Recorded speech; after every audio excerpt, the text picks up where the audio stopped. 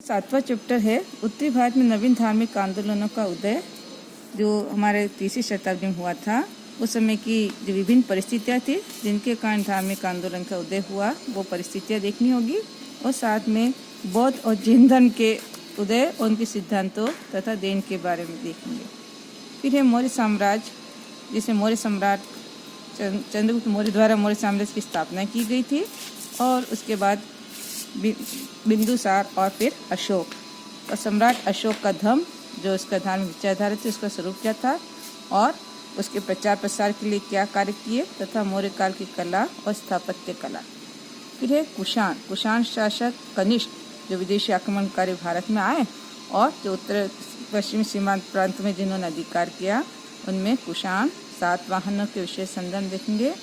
और मौर्य काल के जो उत्तरार्ध काल था, उस समय की सामाजिक सांस्कृतिक विकास तथा उस समय जो हमारे मूर्ति स्थापत्य कला के अंदर, मूर्ति कला के अंदर मथुरा और गांधार दो ऐसे क्षेत्र थे जहाँ मूर्तियाँ बनती थी। तो उस समय की जो मथुरा गांधार जो मूर्ति कला है, उनके बारे में, और स्थापत्य कला यानी भवन निर्माण कला जिसे कहा जाता है, वास्तुकला, उसके बारे में हम देखेंगे। इकाई 30 के अंदर संगम युग, दक्षिण भारत के अंदर संगम संस्कृति साहित्य का जो सृजन हुआ था, वो एक बहुत लंबा समय था और उस काल को संगम युग कहा जाता है। उस समय का साहित्य, समाज और संस्कृति के बारे में अध्ययन करना होगा। फिर है गुप्त काल और गुप्तोत्तर युग, 1000 ईस्वी तक। जो गुप्त शासक थे, उनके द्वारा श्रीगुप्त, घटोत्कच, चंद्रगुप्त प्रथम, समुद्रगुप्त, चंद्रगुप्त द्वितीय और कुमारगुप्त आदि प्रमुख शासकों के बारे में देखेंगे और उस समय का विकास। फिर उत्तर भारत के अंदर समाज, कला, स्थापत्य कला, साहित्य और विज्ञान तथा तकनीकी की जो प्रगति हुई, वह देखनी है। दक्षिण भारत के अंदर भक्ति आंदोलन, कला और वास्तुकला।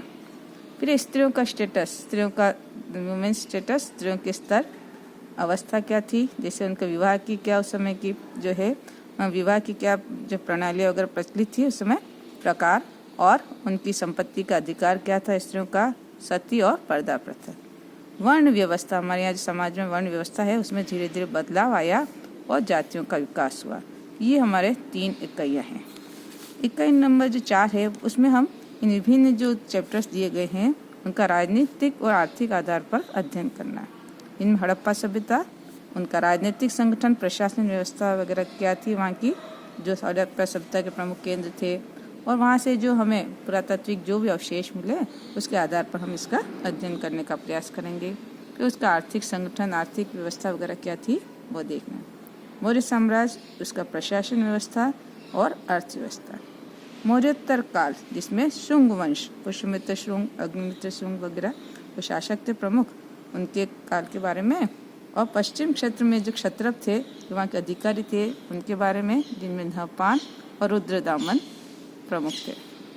सातवाहन वंश, जिसमें गौतमीपुत्र सातकर्णी, कुषाण शासक कनिष्क, उस समय का उत्पादन और व्यापार। गुप्त साम्राज्य, उनका शासन प्रबंध, राजस्व व्यवस्थाएं तथा व्यापार के बारे में अध्ययन करना होगा। इकाई 5 जो अंतिम इकाई हमारे, उसमें है गुप्तोत्तर काल, 750 ईस्वी तक का, जिसमें पल्लव वंश, जो बिहार, बंगाल और बिहार का जो पूर्वी क्षेत्र था, वहाँ पर पाल वंश का था, पाल और सेन वंश। दक्षिण भारत में पल्लव, चालुक्य और हर्षवर्धन वंश। वर्धनों में हर्षवर्धन के बारे में देखना है।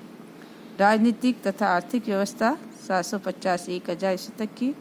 उत्तरी भारत, जिसमें गुर्जर प्रतिहार वंश और दक्षिण भारत का राष्ट्रकूट वंश। फिर दक्षिण भारत में चोल और उनके समकालीन जो शासक थे, उनके बारे में देखना होगा। और अंतिम हमारा चैप्टर है भारत पर अरबों के आक्रमण। तो इस प्रकार हमारे संपूर्ण पाठ्यक्रम को 5 इकाइयों में बांटा गया है। उसी आधार पर हमें जो है प्रश्न पत्र के जो पैटर्न है, वो भी इसी के आधार पर बना होगा और हमें इन चैप्टर्स का अध्ययन करना होगा। धन्यवाद।